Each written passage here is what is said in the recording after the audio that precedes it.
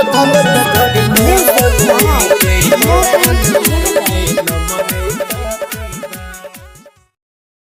हर महादेव दोस्तों, बतावल चाहतनी कि बहुत बड़ा सॉन्ग जो कल हम आके बतैले रहनी कि बहुत जल्द गाना रिलीज होके वाला बा।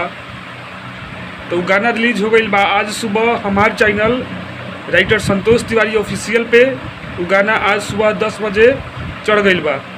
तो बतावल चाहतनी कि एक बार यूट्यूब पे जाई और सर्च मारी कि धनंजय धड़कन नौमी में काफ़ी बा, सबसे ऊपर आई गाना और बहुत बड़ा सॉन्ग भाई। एक बार जाके वो गाना के सर्च मारी और सुनी जा कि कैसन गाना बा।